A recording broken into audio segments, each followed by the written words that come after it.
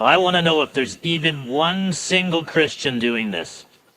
This should completely open your eyes, if you have eyes to see and ears to hear.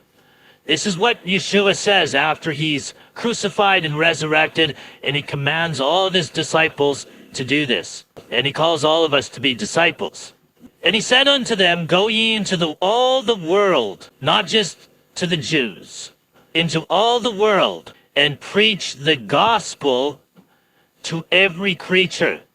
He that believes and is baptized shall be saved, but he that believes not shall be damned.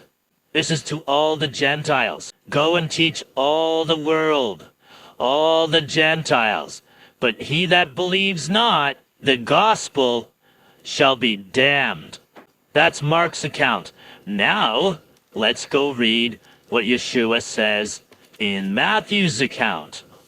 And Yeshua came and spake unto them, saying, All power is given unto me in heaven and in earth. Go ye therefore and teach all nations, the whole world, all nations, the Gentiles, baptizing them in the name of the Father and the Son. What's the name of the Father? Jehovah. What's the name of the Son? He comes in his Father's name. Jehovah. Yep. Yeshua. Yep.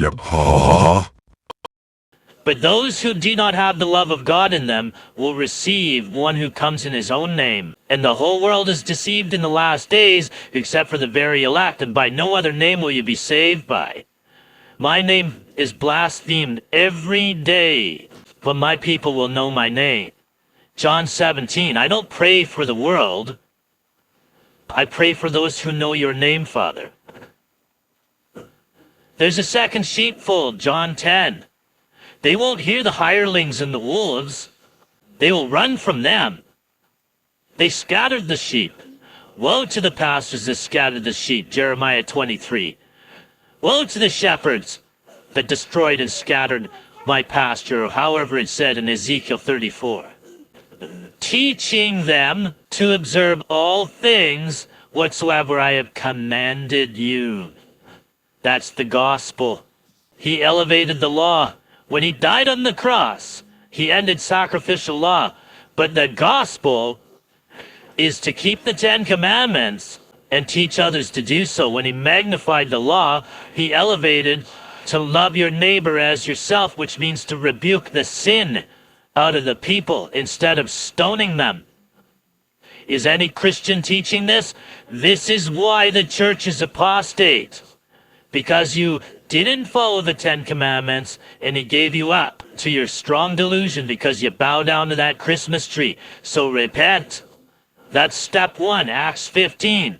Do not eat things sacrificed to idols. Why do you think God says in his word, it'll come to pass that all who call on the name will be saved? Because nobody knows his name except for the very elect. So I suggest you start listening to them, because the Messiah ain't coming back until watchmen rise up and warn you these things.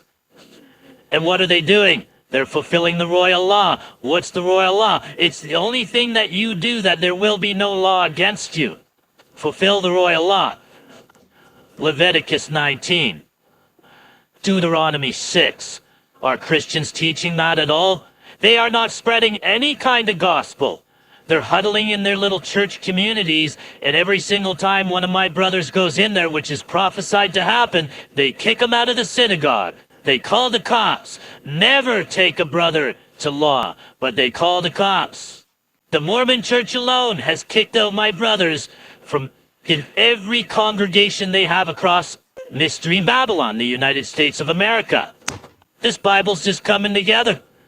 Christians, you don't teach the 10 Commandments. You don't teach even your gospel.